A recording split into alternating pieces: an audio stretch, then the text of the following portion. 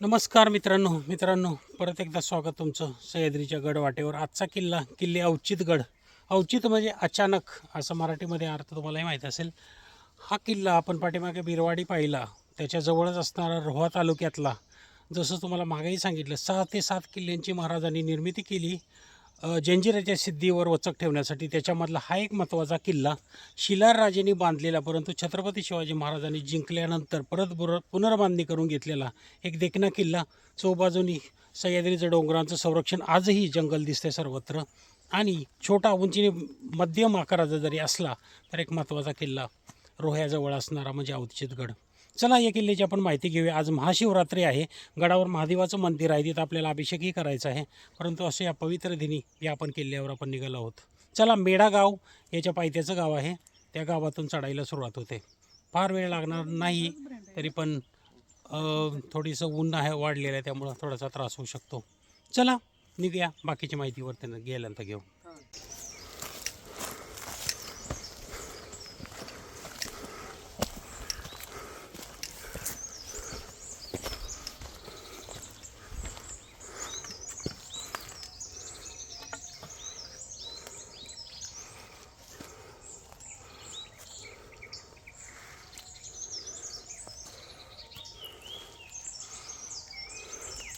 मित्रांनो, हे मेढेगाव, इथून एक 10 मिनटातच इथंपर्यंत पोहोचलो आहे।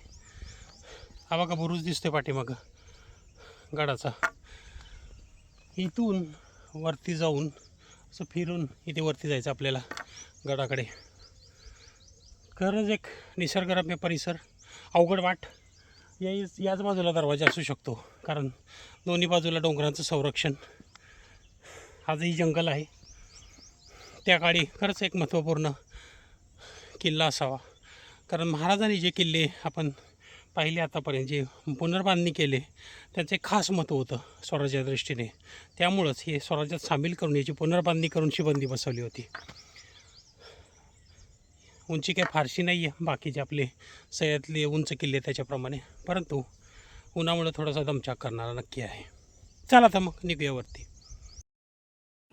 कुंडलिका नदीच्या काठावर असलेला नागोठाणे बंदर, रोहे बंदर याच्यासह घोसाळा आणि बिरवाडी यासारखे किल्ले याच्या आजूबाजूला असणं किंवा परिसर याच्या बाजूला असणारा, याच्यावर लक्ष ठेवण्यासाठी याच्या बाजूनी जाणारा जो व्यापारी मार्ग आहे तो कुंडलिका नदी सवाष्ण घाटामार्गे वरती देशावर जायचा।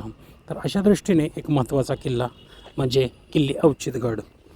थोडंसं अंतर पुढं गेल्यानंतर तुम्हाला मध्यात खिंडीत, जिथून आपल्याला उजव्या बाजूला जायचं आहे, त्या ठिकाणी बऱ्याच विरगळी दिसतात। 2 कप्प्याच्या किंवा 3 कप्प्याच्या विरगळी इथं पाहायला मिळतात। वीरांची स्मारकं आणि याच्याबद्दलची माहिती ही व्यवस्थित संवर्धन करून इथं लावण्यात आलेली आहे। हे किल्ल्याचं संवर्धन शिवशंभू प्रतिष्ठानने केलेलं आहे। बिरवाडीला आपल्याला जे भेटले होते त्याच लोकांनी, तर त्यांचं खरंच कौतुक आणि धन्यवाद।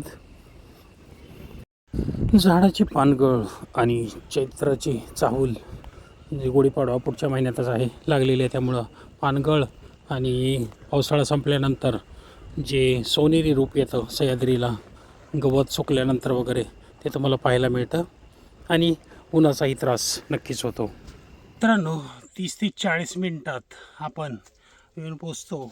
गडाच्या जिथं पायऱ्या चालू होतात पाठीमाग बघा कोरीव दगड दिसत आहेत। इथं कदाचित गडाचा पहिला दरवाजा असावा। छोटेशा अंखानी बुरुजांसारखी रचना याही बाजूला दिसते, तुम्हाला दाखवतो ते।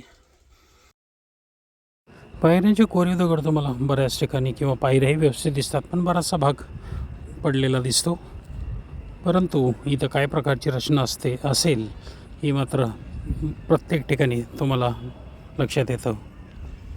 मित्रांनो, तिथं आपण थोड्या पायऱ्या पाहिल्या, एक छोटा दरवाजा असावा। तिथून पुढे आल्यानंतर गडाचा महादरवाजा येतो।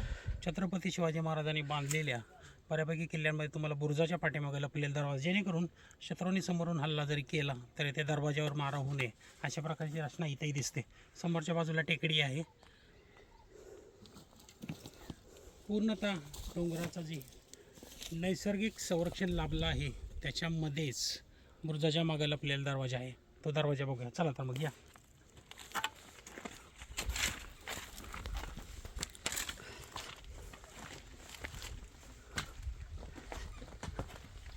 हा आहे गडाचा महादरवाजा भव्य आकाराचा।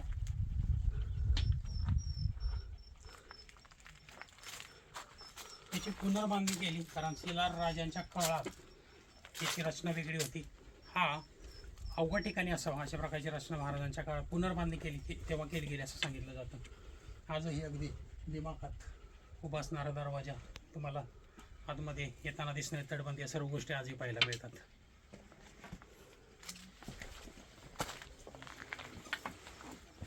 जय शिवराय.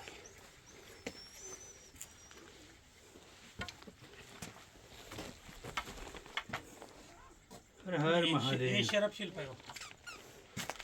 दरवाजाच्या वरती असणारे शरफ शिल्प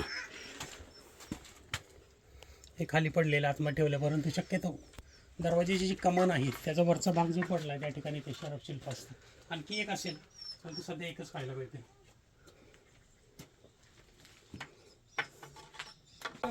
हाय पिल्लू, हे पिल्ला इकडे बघ.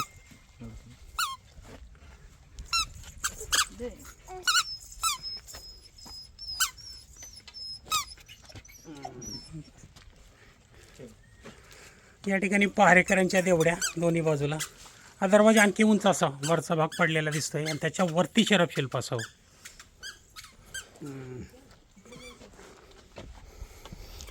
वरती जाणारी वाट इथले दगड वगैरे पडलेले आहेत.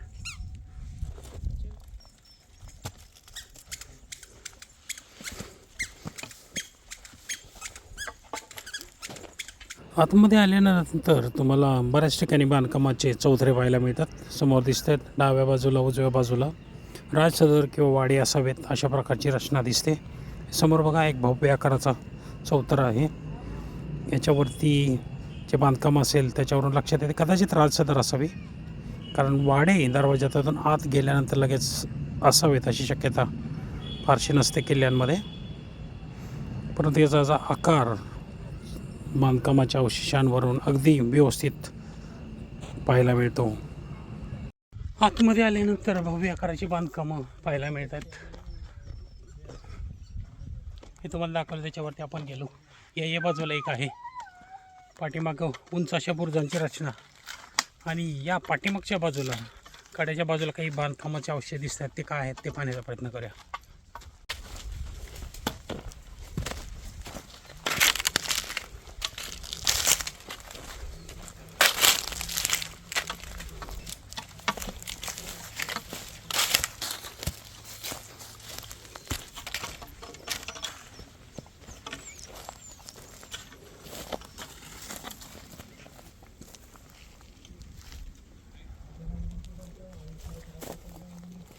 ठिकठिकाणी वाड्यामध्ये वापरली जाणारी हे दगडी भांडी पाहायला मिळतात. खलबत्त्यासारखी रचना असावी. आणि यानंतर जे आपण भव्य बांधकाम पाहिलं त्याच्या बाहेरच्या बाजूला अलीकडच्या काळात गाडा बसवलेली तोफ पाहायला मिळते.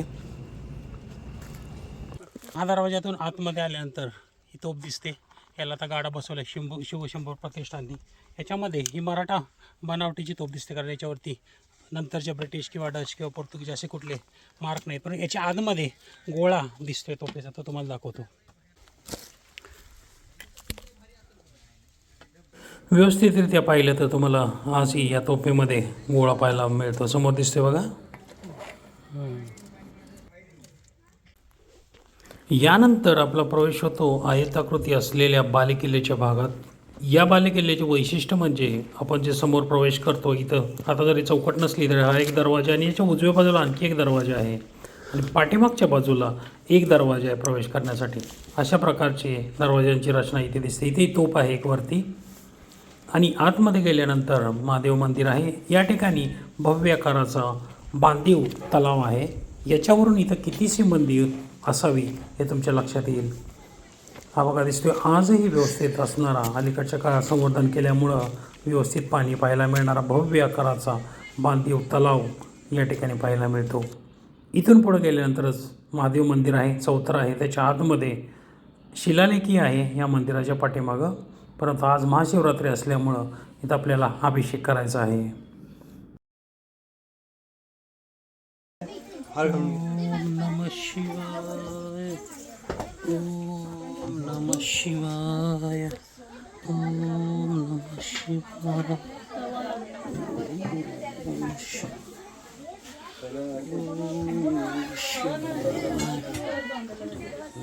महाशिवरात्री असल्यामुळं भाविकांची गर्दी आहे मंदिरात. हा शिलालेख दिसतोय बघा तुम्हाला, पाठीमागच्या बाजूला ठेवलेला, मंदिरामध्येच असणारा. मित्रांनो, दुहेरी तटबंदी आहे. लांबट किल्ला जरी असला तरी जिथं महादेव मंदिर आपण गेलो होतो त्याच्या आतल्या बाजूला बालेकिल्ल्यासारखा भाग बांधलेला आहे. नाही, ही तटबंदी बघा त्या भागाची, आणि इथं त्याला बाहेरच्या बाजूला एक तटबंदीचा अवशेष आहेत. आणि बालेकिल्ल्याच्या भागात जाताना दोन बाजूला दोन चौकटी आहेत, आतमध्ये जाण्यासाठी आणि बाहेर येण्यासाठी. ते दाखवतो आपण. या बाजूने फिरून जाऊन पाठीमागून येऊ.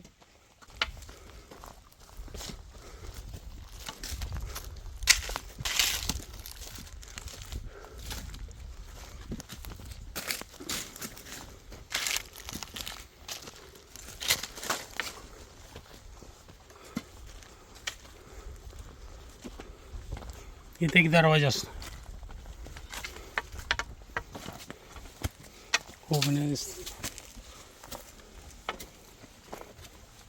आता आपण या गडाचा पाठीमागच्या बाजूला असणारा बांधीव उंचीचा एक बुरुज आहे, त्याच्यावरती निघालो आहोत. समोरच्या बाजूला जो आपल्याला खालून जो बुरुज दिसत होता त्याच उंची याला साधावी म्हणून याचं बांधकाम मूळ भागापासून अगदी उंच करण्यात आलेलं आहे. तोप आहे, वरती जाण्यासाठी पायऱ्या तुम्हाला व्यवस्थित दिसतील. याच्याच डाव्या बाजूला एक टोपी पाहायला मिळते छोटेखानी, ती समोर दिसते बघा.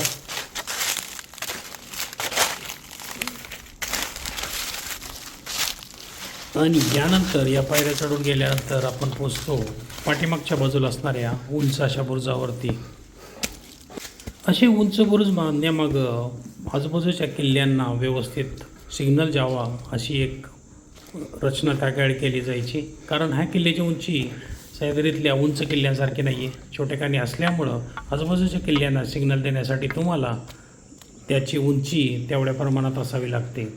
त्याच्यानुसार याची रचना करण्यात आलेली आहे.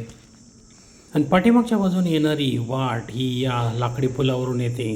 तुम्ही कधी या बाजूने याल तर या लाकडी पूल तुम्हाला जरा व्यवस्थित यावं लागतं, कारण खाली खोल दरी आहे आणि पावसाळ्यात ही वाट थोडीशी अवघड होऊन जाते. त्यामुळं व्यवस्थित असेल याचा अंदाज घेऊनच या पुलावरून गडावरती यावं लागतं. यानंतर आपला परत प्रवेश होतो बालेकिल्ल्यामध्ये. जसंच तुम्हाला सुरुवातीला सांगितलं, ज्या बाजूने प्रवेश केला त्या बाजूलाही चौकट आहे, पाठीमागच्या बाजूला प्रवेश करताना अशा प्रकारची चौकट तुम्हाला पाहायला मिळते. ही अगदी व्यवस्थित दिसते. आपण जिथून प्रवेश केला त्याचा कमानीचा भाग तेवढासा व्यवस्थित नाही आहे. इथं आतमध्ये आल्यानंतर खडकामध्ये खोदलेले अगदी रेखीव असे व्यवस्थित पाणी असलेले तुम्हाला 5 ते 6 टाके पाहायला मिळतात. हे बघा.